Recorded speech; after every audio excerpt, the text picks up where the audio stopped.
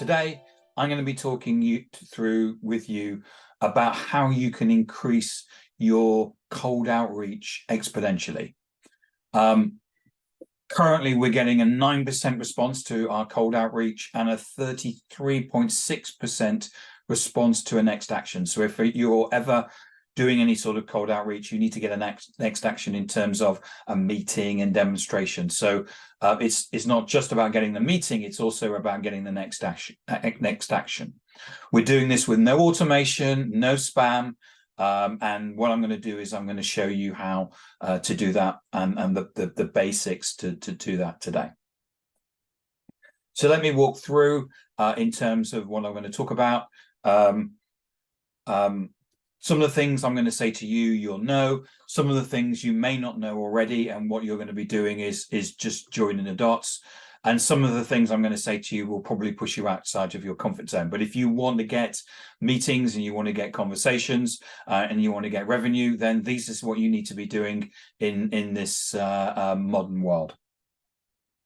So just to give you a background, my name is Tim Hughes. I wrote a book, the first book on social selling, back in 2016. There's been a new version of that that's come out. So you can go onto Amazon worldwide and get a copy of my book. And this is what I'm going to talk to you today is clearly is covered in the book, and there is more information in there as well. So my third book, Social Selling Techniques to Influence Buyers and Change Makers, the one with the yellow cover, is available on Amazon worldwide. So we talk to a lot of organizations like this. They've been using cold calling, classic interruption marketing, spam email, all of those things, and they're not really getting a response. And the response that they have been getting is getting less and less and less. And certainly through the COVID years, that's really made a dive down. So what do we do? Well, we know that our customers and prospects are on social media. So how can we exploit that and get the sorts of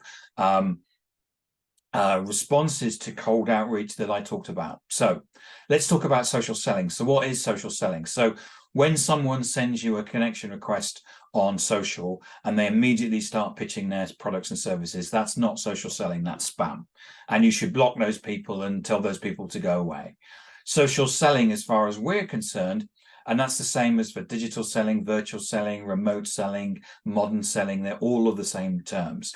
This is all about using your presence and behavior on social media to build influence, make connections, grow relationships and trust, which lead to conversation and commercial interaction. Now, some people will say to you, yeah, social selling, it's okay, but it takes a long time. That's absolutely rubbish. They don't know what they're talking about. We've got SDRs. One SDR said to me today, he loves social selling because he can create 10 meetings in the morning and he can take his dogs for a walk in the afternoon. Now, there's not very many people who are cold calling and sending spam emails that are getting 10 meetings and in the morning and basically taking their dogs for a walk in the afternoon. And this notion that social selling takes a long time is utter rubbish. Just wanted to broaden the conversation a little bit. Social has an impact actually across the whole of the organization. It's not just about sales. It's about empowering everybody in the organization. So, for example, human resources, you can empower human resources to make sure that they're finding the right talent. And they're also making sure that they're retaining the staff as well. So a mission statement from one of our clients, Telstra Purple, said, a social organization, so that's an organization that uses social media strategically, sees social as a platform for closing the distance between clients, prospects, remote employees, and potential recruits. So what does that mean for the business? Well, that means for the business that we can get visibility. We know that our buyers are on social media. We know that our job hunters are on social media. We can get visibility and recognition in the marketplace by centering and anchoring our work on social media. We can get trusted advisor status. So how do we get into deals earlier so we can actually influence them? And social media allows us to do that. We know that people are online. We know that people are searching for answers. And what we can do is we can build our presence so they go, you're the person I want to talk to. And can you come in and actually help us? We can also retain and recruit the best talent. And also around that area, one of the things that we've learned around the COVID years is that we're looking for purpose. Social media gives us that ability to have employee engagement and a shared sense of purpose. And finally, what we're talking about today is we're going to get pipeline growth and new customers. And I'm going to show you how you can do that and some of the results that you could be getting. For example, many of our clients are doing multi-million-dollar deals by using social media. And clearly, if you're not getting those deals, you're not using it in the right way. So let's have a little bit of a history lesson. When social media came around, nobody knew what to do with it. So we gave it to marketing and they put it in a cupboard. And every 2 weeks, they come out with an article and they ask everybody to like it. The problem with that is that you're actually talking to an echo chamber. You're not connected to the right people that you actually want to influence.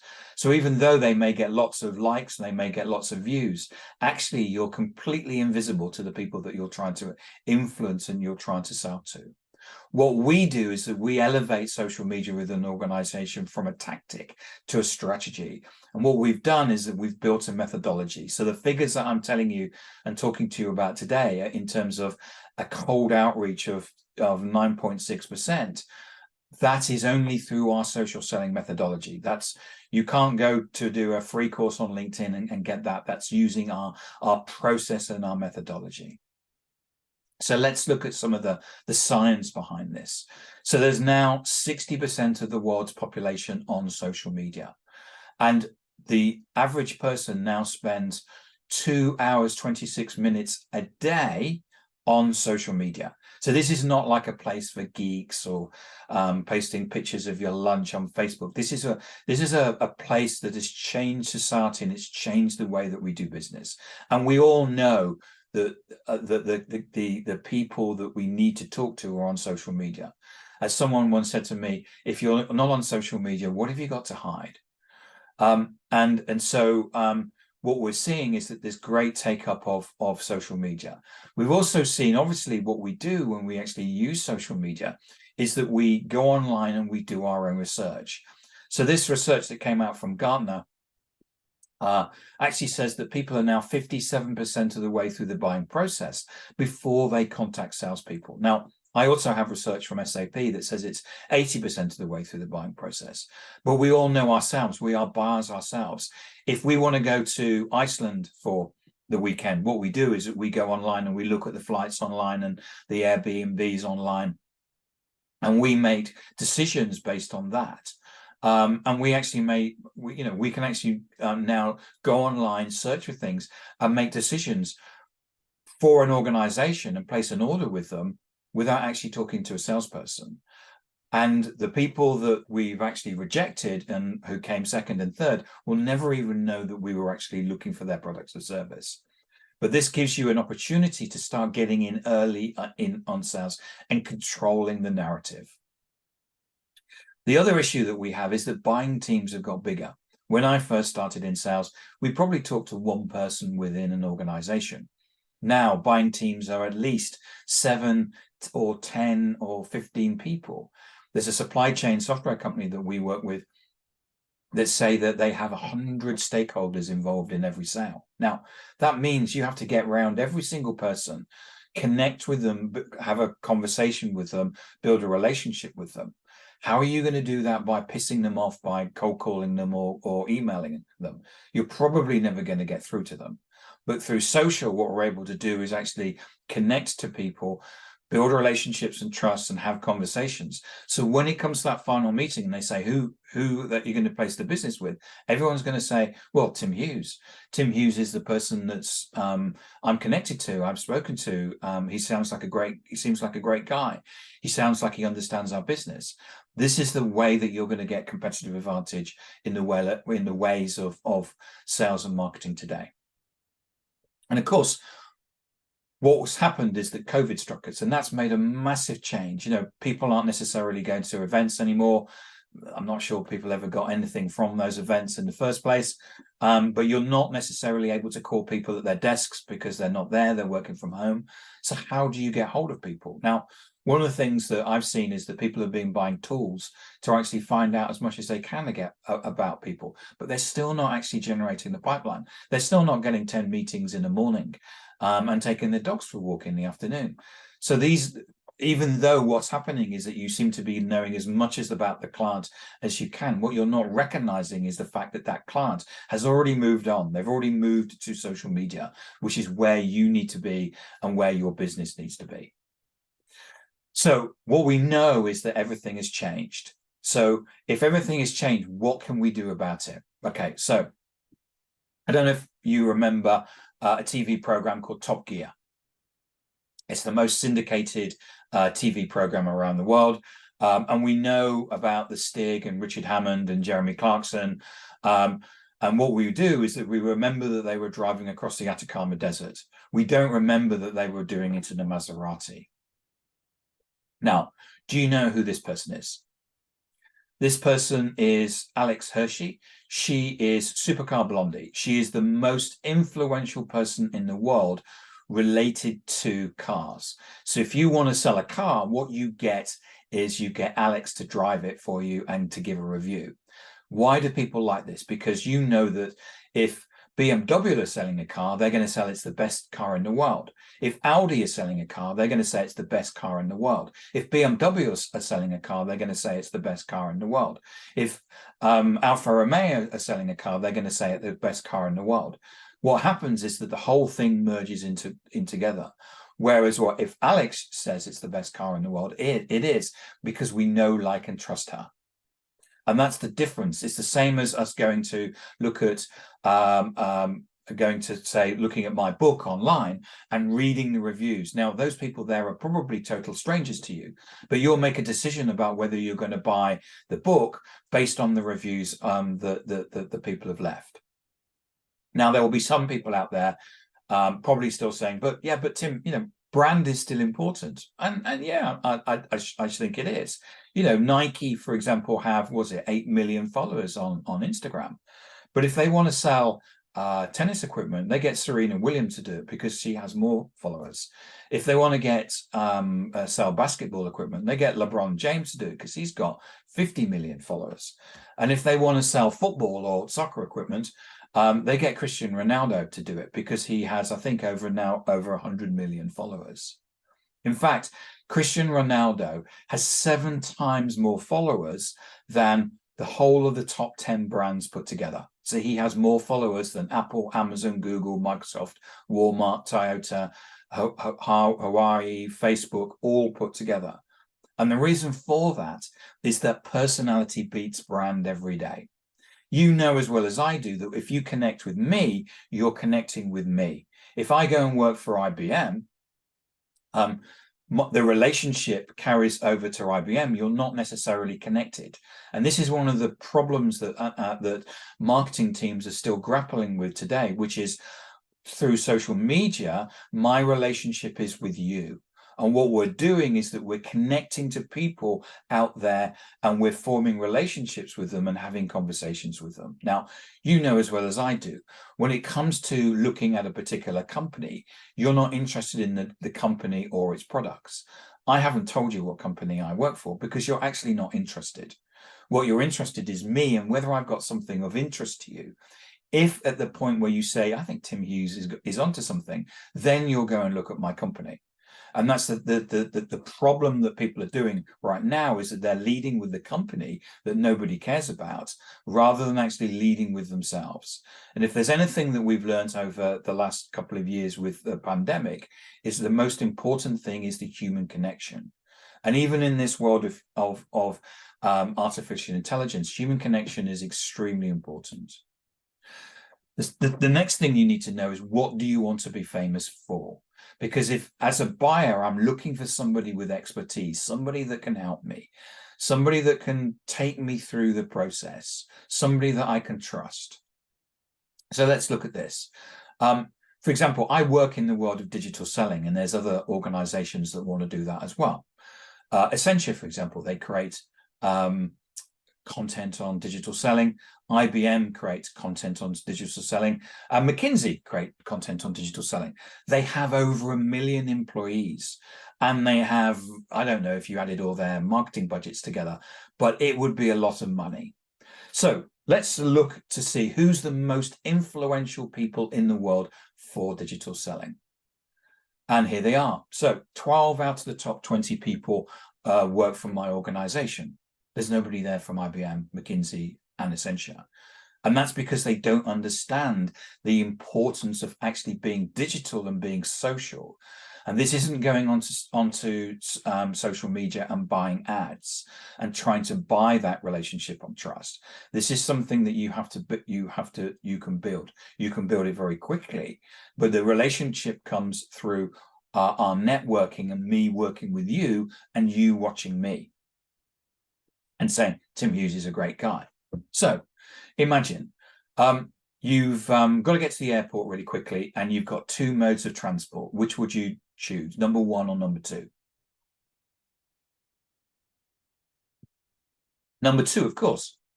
The thing is, it's actually a prototype and it doesn't have an engine. And the thing is, what happens is that we all jump to conclusions. We take a little bit of information and then we extrapolate that out.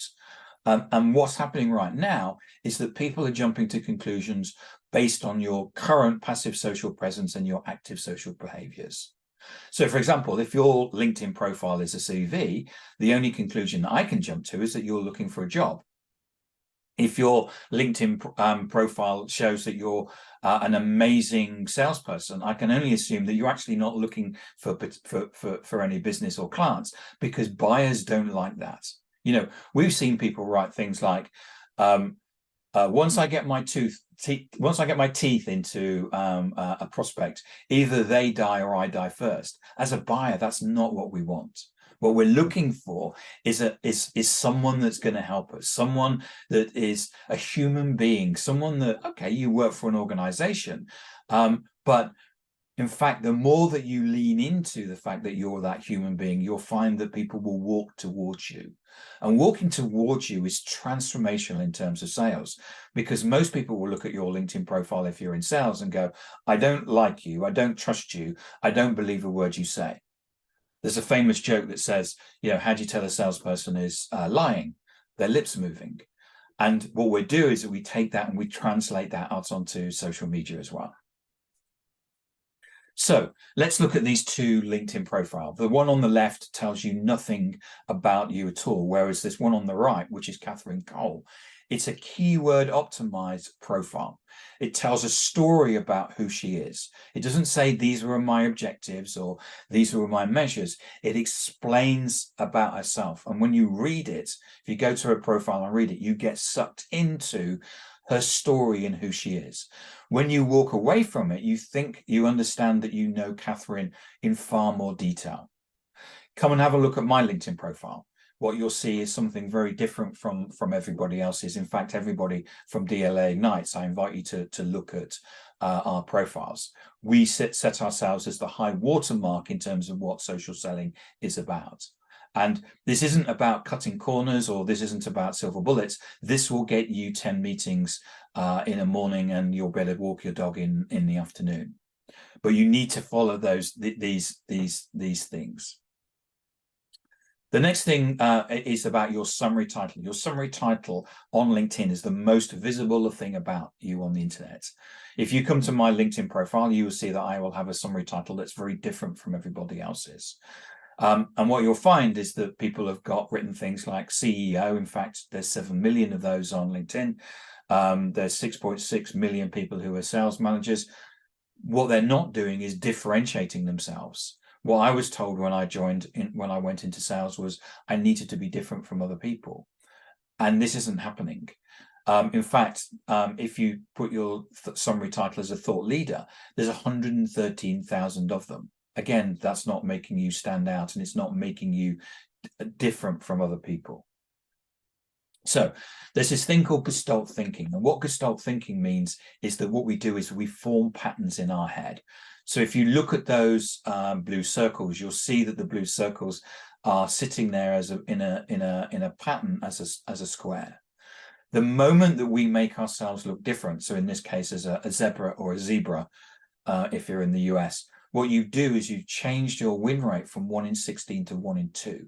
Because what we do is that we formulate patterns. We formulate the pattern of the blue circles versus the zebra or the zebra. And that's the difference that we form in our own heads. And what we will be doing is forming that in our own heads against your company and your people. If you're in marketing, you would know this as the Hedgewick von Rostoff or isolation effect, which is the fact that our eyes are drawn towards the pink pumps or pink sneakers, that's the thing that the person basically sees rather than the black shoes around it.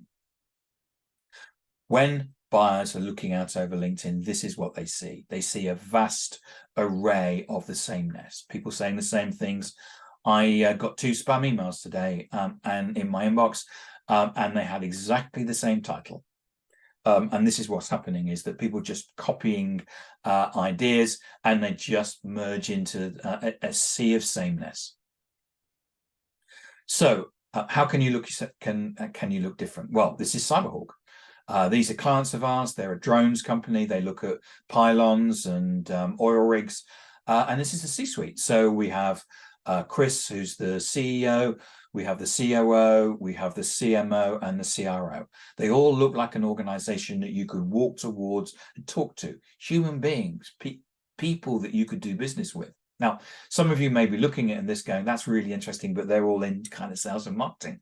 Well, you've got Nick, who's the CIO, and you've got John, who's the CFO. And what they're doing is that they're building networks in the areas that they want to build their networks in. So John will be building networks within financial markets and other CFOs, understanding what accounting practices they have. This today is your starting line. This is the expectation that buyers have of you and why you need to be presenting yourselves as a digital organization and an approachable digital organization. After all, you're looking for the 9% return on cold outreach, which I talked about at the beginning of the presentation. So the importance of network. In the past, what we did was we went to networking events and we collected business cards. We don't do that today. We can do it online. Now, we're not, as buyers, we're not interested in people connecting to us and immediately spamming us. What we're looking for is relationships. Now, you can do this fast. You know, relationships can happen very, very quickly through sending DMs to people on things like LinkedIn, but you need to get as a wide and as varied network.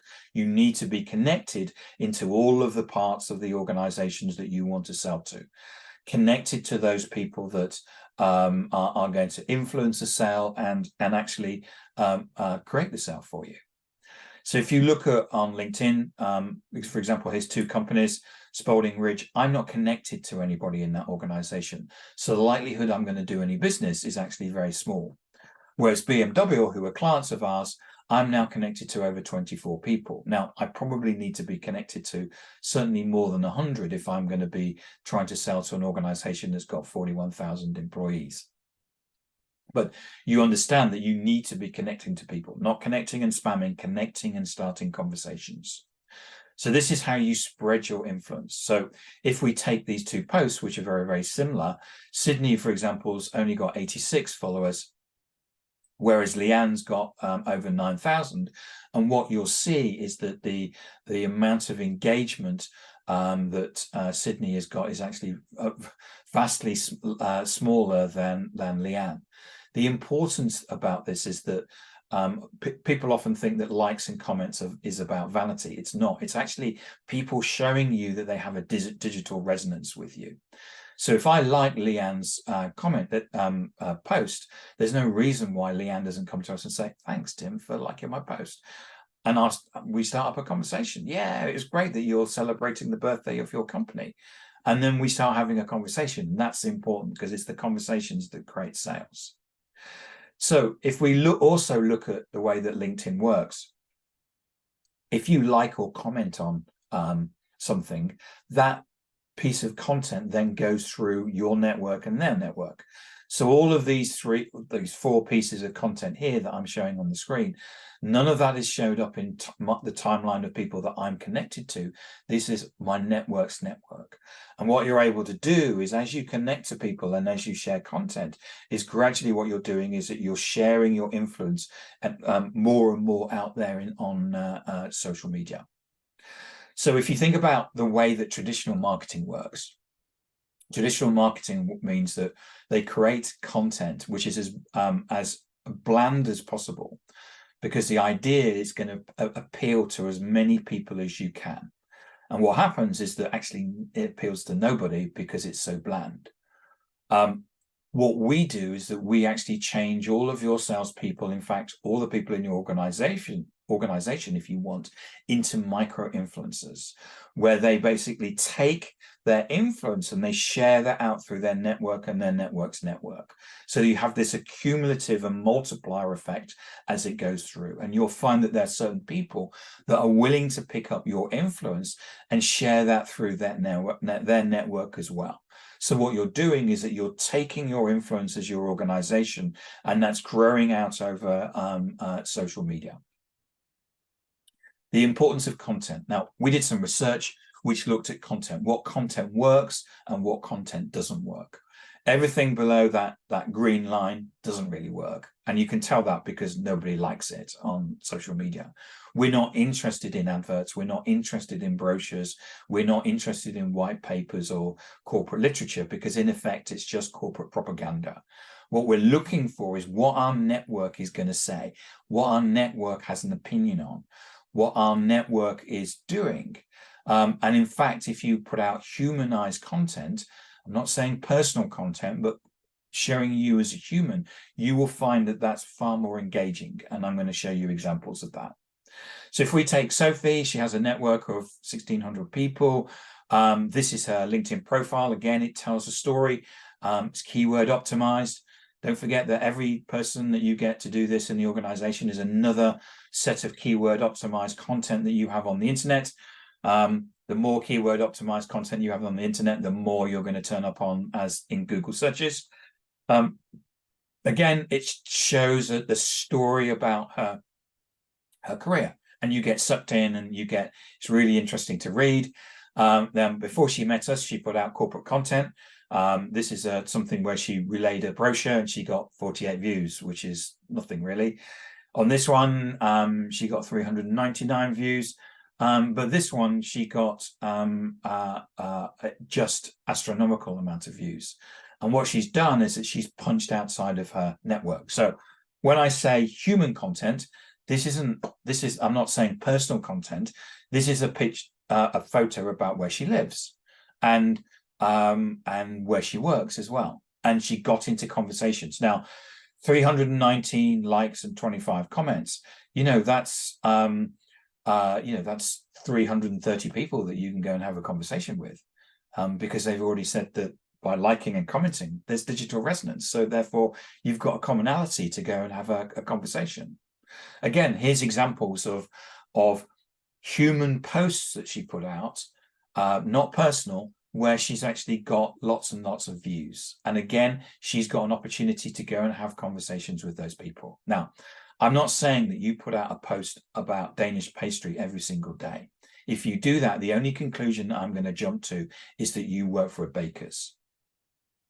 What I'm looking for as a buyer, and if you approach me from a cold perspective, or I'm online and I'm looking for you to solve my problem, what I'm looking for is someone who's human, and I'm looking for your content to be to show what you stand for. I want to see what you stand for. I want to see that you have the expertise.